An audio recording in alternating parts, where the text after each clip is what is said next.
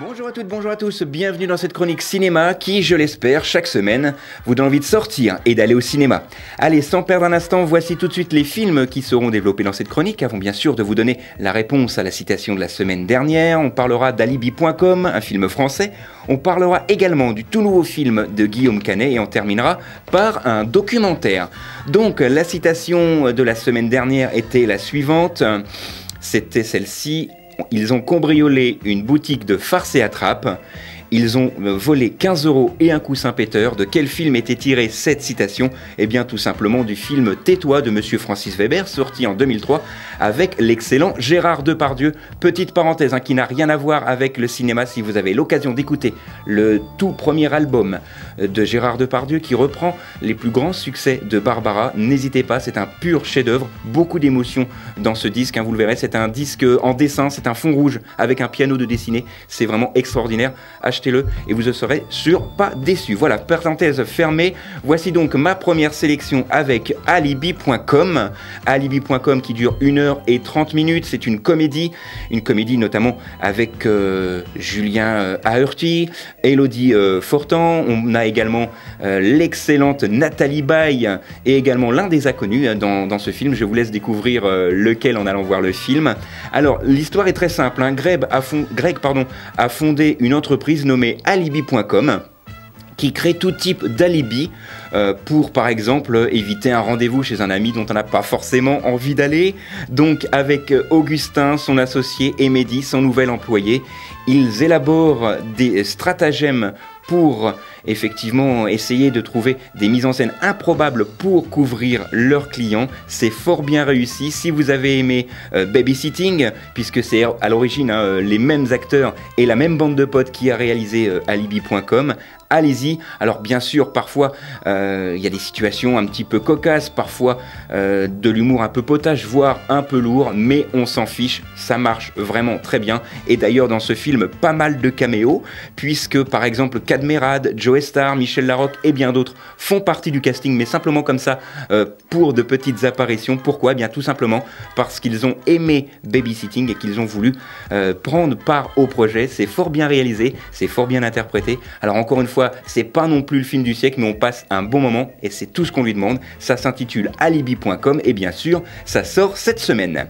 Deuxième sélection avec Rock'n'Roll, 2h03. C'est une comédie avec Guillaume Canet, et d'ailleurs de Guillaume Canet, avec Marion Cotillard, Gilles Lelouch, bref, encore une fois ici, une bande de potes.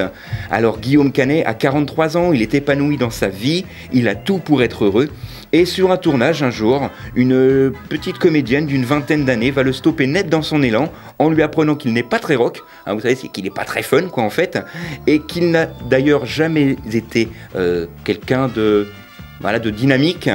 Et pour l'achever, elle va lui dire qu'il a beaucoup chuté dans la liste des acteurs qu'on aimerait, entre guillemets, se taper. Et là, effectivement, le film va complètement basculer. Alors, je suis un petit peu réservé sur ce film. Pourquoi? Tout simplement parce que la première partie est vraiment superbement bien jouée. Elle est très drôle. Mais la deuxième, on tombe un petit peu, malheureusement, dans quelque chose d'assez facile. On tombe un petit peu dans la caricature. C'est fort dommage. Guillaume Canet nous a habitués à mieux dans ce genre de film. Même si c'est un genre totalement différent de, par exemple, Les Mouchoirs ou encore Ne le dis à personne. On est dans un registre totalement différent puisque là on est sur une comédie, mais il nous a habitués à mieux. Allez le voir tout de même pour Guillaume Canet, surtout qu'il y a au milieu du film une grosse surprise. Quelque chose va vraiment changer, je dis pas son apparence, je peux pas vous en dire plus, mais quelque chose va changer sur Guillaume Canet. Et là, c'est vrai que là tout va basculer une deuxième fois dans ce film et c'est là où effectivement j'accroche un petit peu moins. Mais encore une fois, c'est un film à voir cette semaine. Ça s'intitule Rock'n'Roll et bien sûr, ça sort cette semaine.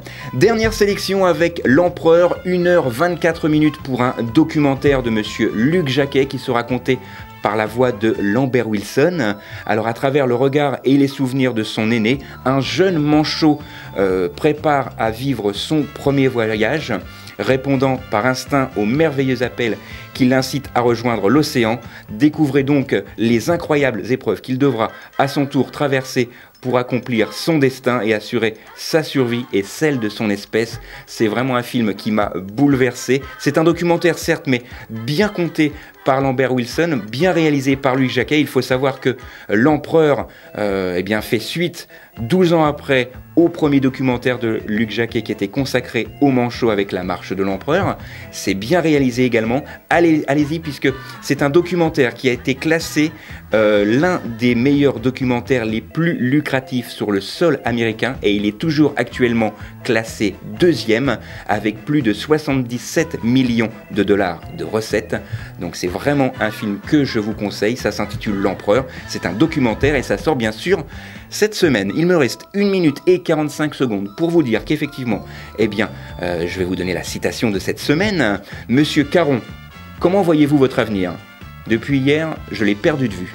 De quel film est tirée cette citation ? C'est un film français avec Fabrice Lucchini. Ça, c'est pour l'indice, pour ceux qui nous regardent sur Facebook, non pas pour Questions pour un champion, mais pour l'indice qui apparaît sur l'écran. C'est pour ceux qui nous regardent sur Facebook avec bien sûr réponse la semaine prochaine. Et les quelques secondes qui me restent, je vais les conserver pour vous donner effectivement les films qui ont été développés dans cette chronique. On a tout d'abord parlé de Alibi.com, du film de Guillaume Canet, Rock'n'Roll, et enfin L'Empereur, le tout nouveau documentaire de monsieur Luc Jacquet. Et je profite également pour faire un petit coucou, je l'ai promis, donc voilà, c'est fait, à tout le personnel du restaurant Le Latin, place d'Erlon à Reims, qui me réserve à chaque fois un accueil vraiment très très chaleureux et on y mange super bien, donc allez-y de ma part, vous en serez également pas déçus. Le mot de la fin, tout simplement fourchette. Pourquoi ?